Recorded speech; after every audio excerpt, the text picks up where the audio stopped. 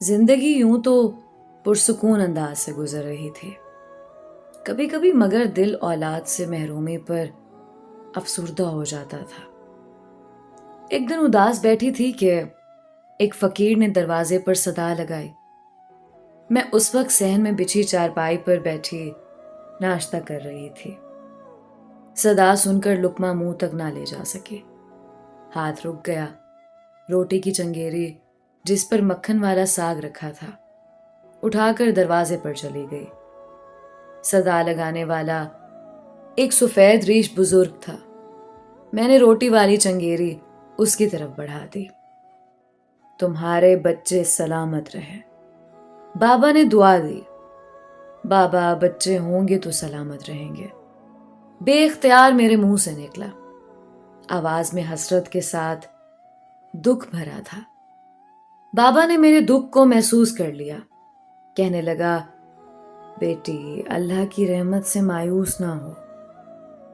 मैं कोई पहुंचा हुआ बुजुर्ग या पीर फकीर तो नहीं, एक आम इंसान हूं। एक वजीफा बताता हूं, बहुत आसान और मुख्तसर है। इशा की नमाज के बाद रोजाना अस्माउल हुस्ना पढ़ लिया करो। इस दौरान ख्वाब में कोई इशारा मिले तो समझ लेना मुराद पूरी हो गई। बाबा ये कहकर चला गया। मैंने उसकी बात को संजीदगी से ना लिया, क्योंकि बहुत इलाज मुआवजा करवा चुकी थी। लेकिन जब उम्मीद बर ना आई तो अल्लाह की तरफ से तकदीर समझकर सब्र कर लिया। इस बात को कुछ अरसा हुआ था कि फकीर बाबा की कही हुई बात याद आ गई। सोचा बाबा का बताया हुआ वजीफा करके देखूं, क्या खबर उस वसीले से मुराद भर आए। इशा की नमाज के बाद वजीफा पढ़ते 6 दिन गुजर गए थे कि ख्वाब में देखा मलबे का एक ढेर है। उसकी आड़ में एक टोकरी है जिसका मुंह सिला हुआ है। मैंने जब उसे खोला तो टोकरी में छोटा सा बच्चा है। ये देखकर मैं खुश हो जाती हूँ। बेदार हुई तो सोच में पड़ गई कि या अल्लाह, ये क्या माजरा है और इस ख्वाब की ताबीर क्या होगी। दिल ने सरगोशी की कि अल्लाह ताला औलाद की खुशी देगा। इस ख्वाब से तो बज़ाहिर ऐसा ही इशारा मिलता है। खैर, अल्लाह के राज वही जाने। हमें तो उस ज़ात बाबरकत से अच्छे की उम्मीद रखनी चाहिए। उस दिन के बाद मैंने वजीफा पढ़ना बंद कर दिया।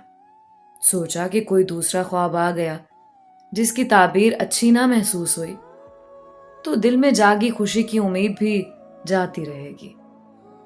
1 माह बाद अचानक ये वाकया वकूअ पजीर हो गया कि हमारे घर के पिछवाड़े हमारा ही एक और मकान था जो कच्चा था। वो सैलाब के दिनों में गिर गया था, तब से ही उसका मलबा पड़ा हुआ था। मेरे मियाँ का इरादा उसको दोबारा तामीर कराने का था, मगर अपने काम की वजह से उनको फुर्सत नहीं मिल रही थी और आजकल पर उसकी तामीरें नौ टल रही थी। उन दिनों हम अपने शहर के करीब ही रहते थे। गर्मियों के दिन थे। मैं सुबह की नमाज पढ़कर घर के काम काज में लग गई। मेरे मियाँ भी फजर की नमाज पढ़कर घर आ गए। आते ही कहा, मुझे जरूरी काम से जाना है, नाश्ता दे दो। मैंने जल्दी जल्दी नाश्ता बनाकर दिया और वो अपने काम पर चले गए। उनके जाने की थोड़ी देर बाद गली में शोर हुआ। तभी हमारे मोहल्ले की एक औरत मुझे आवाजें देती हुई घर में दाखिल हुई। वो सर से पांव तक कांप रही थी। बोली, फरीदा, जल्दी चलो, तुम्हारे गिरे हुए घर के मलबे में एक टोकरा पड़ा है। उसमें से बच्चे के रोने की आवाज आ रही थी तो वहां लोग इकट्ठे हो गए हैं। लोग जमा तो हैं मगर कोई टोकरे को हाथ नहीं लगा रहा। जल्द चलो वरना बच्चा दम घुटने से मर न जाए। उसकी बात सुनकर मैंने जल्दी से चादर ओढ़ी और उसके हमरा चल दी। अपने गिरे हुए मकान के मलबे पर से झांका तो टोकरा नजर आ गया। लोगों का हुजूम था। वो क्यास अरायां भी कर रहे थे मगर कोई टोकरे को नहीं उठा रहा था। 1-2 ने बोरी को हटाने की कोशिश की तो औरों ने उसे रोक दिया। کہ मालिक मकान खुद देखेंगे। तुम क्यों मुफ्त की मुसीबत मोल रहे हो?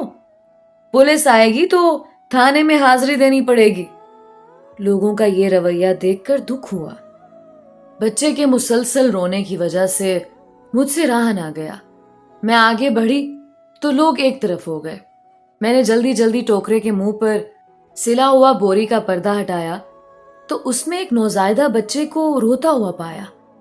जाहिर होता था उसको दुनिया में आए चंद घंटे हुए थे और जन्म लेते ही टोकरे में रख दिया गया था। जाने कौन संगदिल लोग थे जिन्होंने उस नन्ही सी जान को इस तरह हालात के स्पुर्द कर दिया था। मैंने बिस्मिल्लाह पढ़कर बच्चे को गोद में उठा लिया। लोग तरह तरह की बातें अब भी कर रहे थे, लेकिन अब बातों का अंदाज बदल गया था। एक हमसाये ने कहा, शायद मुदब्बिर मियां पर कुदरत को रहम आ गया है, तभी कोई बच्चे को उनके मकान में छोड़ गया है।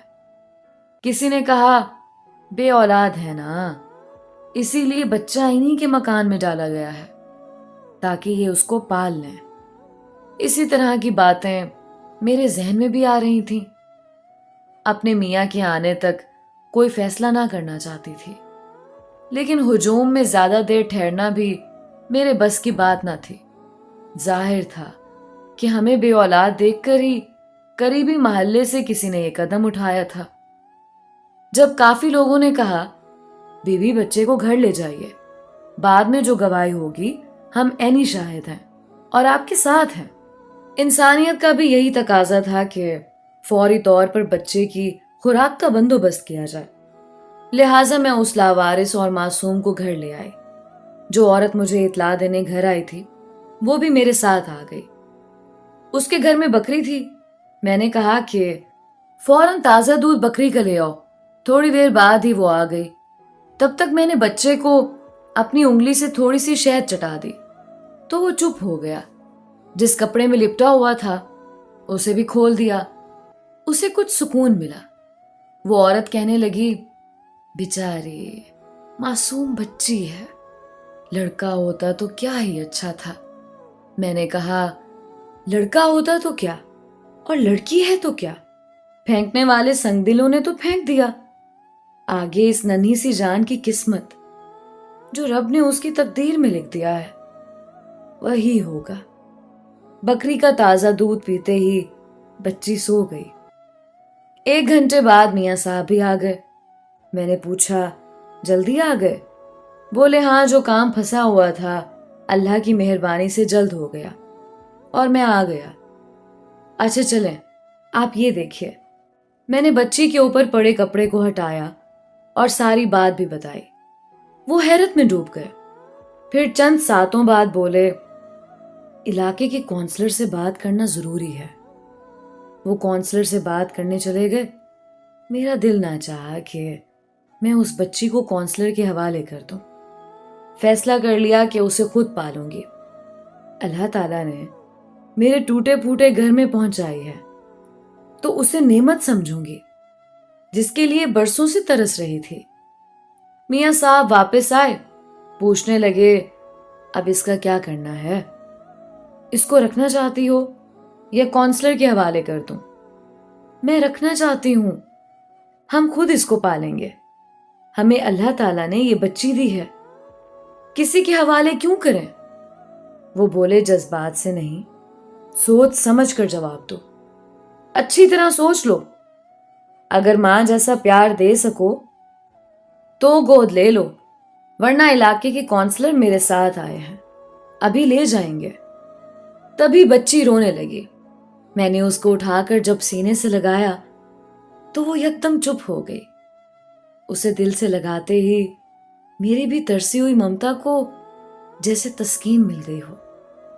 कलेजे में ठंडक पड़ गई थी। मैंने कहा, मियाँ साहब, मुद्दत बाद खुदा ने मेरी सुनी है। किसी माँ कहने वाली हस्ती को खुद ही मेरे घर ला पहुंचाया है। अब मुझको ममता की मिठास का एहसास हुआ है। मुझे इससे महरूम ना कीजिए। बोले, सोच लो, ये लड़की है, लड़का नहीं। इसकी हिफाजत करना पड़ेगी। اسے ब्याह कर रुखसत भी करना पड़ेगा। लड़का होता तो फिक्र की बात ना थी, उल्टा कमा कर लाता, बुढ़ापे का सहारा होता। मुझको मियाँ जी की बात अच्छी ना लगी, मैं रोने लगी। बोले रो मत, मुझे यकीन आ गया कि तुम्हारे जज्बे में महज तरस ही नहीं बल्कि खुलूस और सच्चाई है। ठीक है, तुम इसे रखो, हमें उम्र भर इस फर्ज को सच्चाई से निभाना है। ताहम 2 मिनट के लिए मुझे बच्ची को दो, मैं काउंसलर साहब को दिखा दूं। वो बच्ची काउंसलर साहब के पास ले गए और थोड़ी देर बाद वापस ले आए और मेरी गोद में देकर कहा, लीजिए, आपकी मुराद खुदा ने पूरी की, लेकिन आपको औलाद की नेमत इस बच्ची के रूप में इसलिए मिली कि उसकी हिफाजत हो। अब इसकी परवरिश दयानतदारी से करना आपका काम है। अगर आपसे जरा सी कोताही भी सरजद हो गई तो फिर ये याद रखिएगा कि अल्लाह की बारगाह में रोजे कयामत जवाबदेह होंगी।